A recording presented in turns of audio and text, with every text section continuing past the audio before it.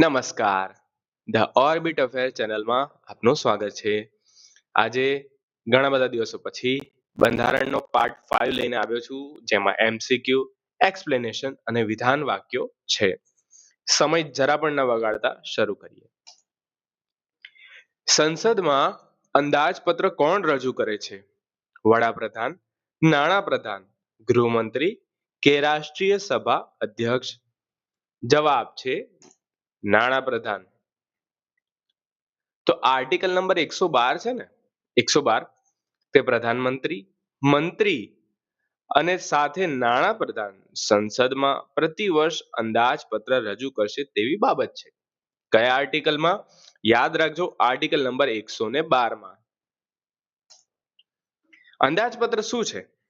તે સરકારનું વિત્તીય વર્ષ માટેનું આવક ખર્ચનો એક હિસાબ છે, બરાબર. અને નાણાપ્રધાન એક કેન્દ્ર સરકારનો અધિકારી છે અને તે મુખ્ય રીતે નાણાકીય નીતિ અને બજેટ તૈયાર કરે છે. નાણાપ્રધાનનું મુખ્ય કામ શું છે?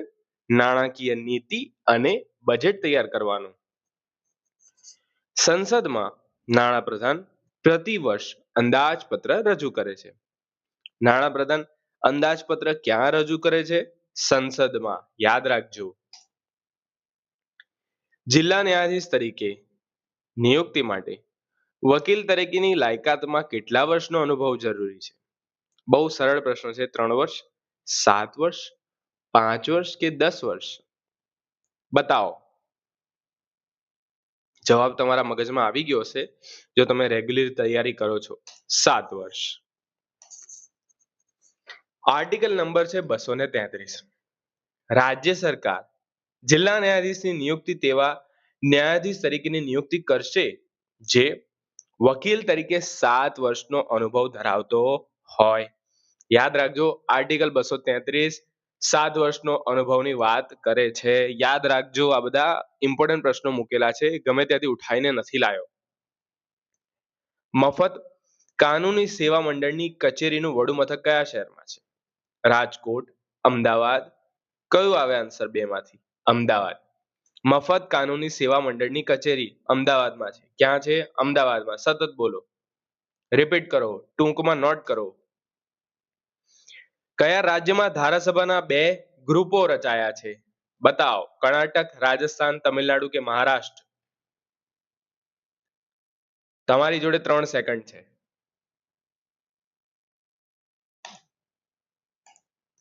જવાબ છે કર્ણાટક. કર્ણાટક રાજ્યસભામાં ધારાસભાના 2 ગૃહો રચાયા છે. કેન્દ્ર યાદીમાં કેટલા વિષયોનો સમાવેશ છે? 100. શું તમને શ્યોરિટી છે 100? જો અપડેટ થયેલા હોય તો મને જરૂરથી જણાવજો કમેન્ટ સેક્શનમાં. અધ્યક્ષની પરવાનગી લીધા વિના લોકસભાનો કોઈ સભ્ય સતત કેટલા દિવસ સુધી ગેરહાજર રહે તો તેની બેઠક ખાલી ગણાશે? 30 દિવસ, 45 દિવસ, 60 દિવસ કે 90 દિવસ? 3 સેકન્ડ છે. 60 દિવસ. અધ્યક્ષની પરવાનગી લીધા વિના લોકસભાનો કોઈ સભ્ય સતત 60 દિવસ સુધી ગેરહાજર રહે તો તેની બેઠક ખાલી ગણાશે. આ કયા આર્ટિકલમાં છે? આર્ટિકલ નંબર છે 101(4). જો સંસદના કોઈ ગૃહનો સભ્ય ગૃહની પરવાનગી લીધા વિના સતત 60 દિવસ સુધી ગેરહાજર રહે તો ગૃહની બેઠક ખાલી જાહેર કરી શકે છે. સરળ પ્રશ્ન છે. નિર્ણાયક મતને બીજા કયા નામે ઓળખવામાં આવે છે? નિર્ણાયક મતને કાસ્ટિંગ વોટ તરીકે ઓળખવામાં આવે છે. ભારતના બંધારણ મુજબ રાજ્યની વિધાનસભામાં સભ્યોની સંખ્યા કેટલી હોવી જોઈએ? 50 થી 400, 60 થી 500, 100 થી 600 કે 75 થી 550? જવાબ જણાવો. શું પ્રશ્ન તમે આ પહેલી વાર ક્યારે જોયો છે? જણાવો મને. 3 સેકન્ડ છે. 60 થી 500. યાદ રાખજો, ભારતના બંધારણ મુજબ રાજ્યની વિધાનસભામાં સભ્યોની સંખ્યા 60 થી 500 હોવી જોઈએ. આર્ટિકલ નંબર 170(1) કહે છે કે રાજ્યની વિધાનસભામાં જો સભ્યોની સંખ્યા 60 કરતા ઓછી ન હોવી જોઈએ અને 500 કરતા વધુ નહીં હોય.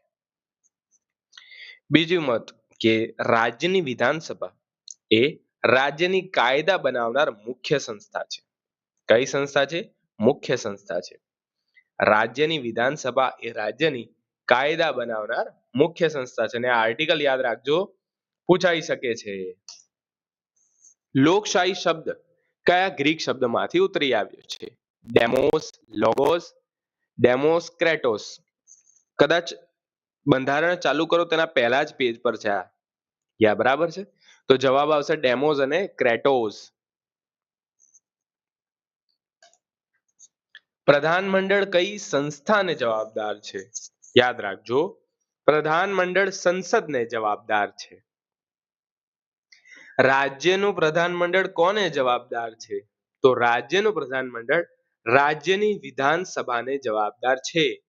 યાદ રાખજો, પ્રધાનમંડળ અને રાજ્યનું પ્રધાનમંડળ બરાબર છે. કોણે રાજ્યની માર્ગદર્શક સિદ્ધાંતોને દેશના શાસનના પાયારૂપ સિદ્ધાંત તરીકે ગણાવ્યા છે? ગાંધી, નહેરુ, પટેલ કે આંબેડકર? જવાબ છે બાબા સાહેબ આંબેડકર. વિધાન. શું ભારતમાં મૂળભૂત ફરજ દિવસ 6 જાન્યુઆરી તરીકે ઉજવાય છે? અને રાજ્યસભાનું બીજું નામ હાઉસ ઓફ પીપલ છે. જણાવો કયું સાચું છે? 3 સેકન્ડ છે.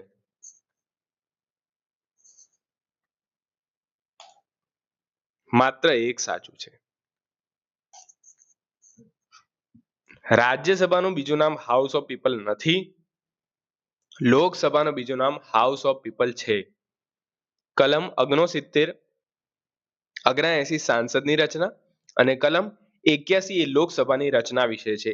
યાદ રાખજો, કલમ 79 સંસદની રચના અને 81 લોકસભાની રચના વિશે છે. રાજ્યમાં વિધાન પરિષદને કાયમી ગૃહ કહેવાય છે. આ પણ વિધાન જ છે. અને વિધાનસભામાં નાણામંત્રી પાસે રાજ્યનું અંદાજપત્ર રાજ્યપાલ રજૂ કરશે. આ બંનેમાંથી માત્ર એક સાચું છે. કેમ? વિધાનસભામાં નાણામંત્રી પાસે રાજ્યનું અંદાજપત્ર રાજ્યપાલ રજૂ કરશે? રાજ્યપાલ? ના. વિધાનસભામાં નાણામંત્રી પાસે રાજ્યનું અંદાજપત્ર મુખ્યમંત્રી રજૂ કરશે. અને કલમ છે 202 જે રાજ્યનું વાર્ષિક અંદાજપત્રને જણાવે છે. યાદ રાખજો કલમ. ગુજરાતમાં વડી અદાલતની સ્થાપના ક્યારે થઈ? જ્યારે ગુજરાતની સ્થાપના થઈ ત્યારે વડી અદાલતની સ્થાપના થઈ. આપણા દેશના પ્રથમ મહિલા રાષ્ટ્રપતિ પ્રતિભાસિંહ પાટીલ છે. રાજ્યપાલ તરીકે જિલ્લા ન્યાયાધીશ અને જિલ્લા ચૂંટણી અધિકારી તરીકેની કામગીરી પણ કરે છે. સાચું છે. અને કારોબારી સમિતિની રચના રાષ્ટ્રપતિ દ્વારા નામાંકિત સભ્યોથી કરવામાં આવે છે. ઉપર પૈકી કયા વિધાનો સાચા છે? 3 સેકન્ડ આપું છું.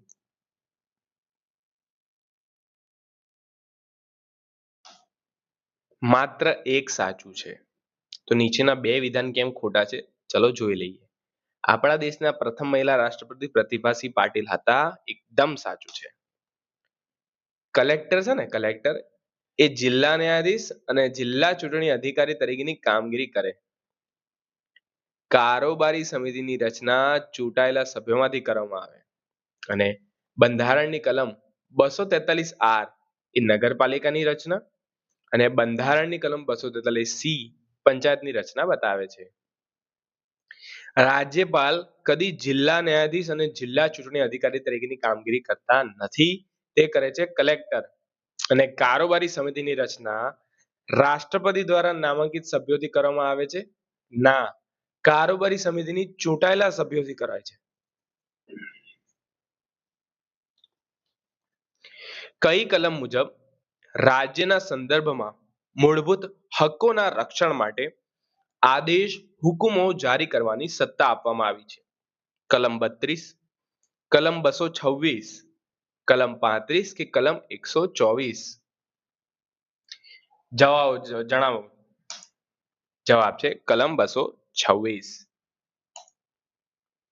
કલમ 226 છે ને એ હાઈકોર્ટ વિશે છે. રીટ્સ શું છે? રીટ્સ એ કાનૂની આદેશો છે. આટલું એમસીક્યુ પણ પૂછે છે કે રીટ્સ શું છે?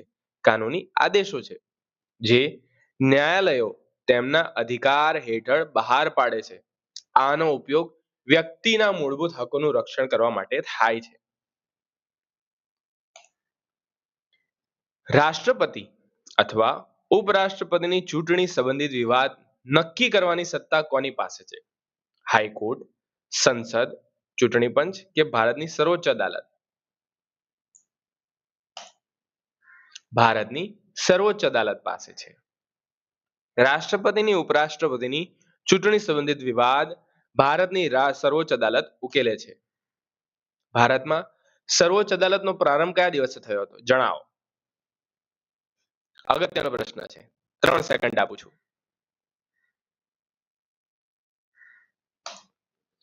28 જાન્યુઆરી 1950. વિશ્વ માનવ અધિકાર દિવસ ક્યારે ઉજવવામાં આવે છે? 10 ડિસેમ્બર. વિશ્વ માનવ અધિકાર દિવસ 10 ડિસેમ્બરના રોજ ઉજવવામાં આવે છે. વિધાન જોઈ લઈએ. પહેલું છે કે ગુજરાતમાં વિધાન પરિષદ નથી. બીજું છે કે વિધાન પરિષદના દરેક સભ્યની મુદત 5 વર્ષ હોય છે. ત્રીજું છે કે વિધાન પરિષદના 1/3 સભ્યો દર બીજા વર્ષે નિવૃત્ત થાય છે. ચોથું છે વિધાન પરિષદના સભ્ય બનવા માટે ઉમેદવાર 35 વર્ષથી વધુ વયનો હોવો જોઈએ. ઉપર પૈકી કયા વિધાનો સાચા છે? માત્ર વિધાન 3 સાચું છે કે વિધાન પરિષદના 1/3 સભ્યો દર બીજા વર્ષે નિવૃત્ત થાય છે. તો બીજું કયું વિધાન સત્ય છે?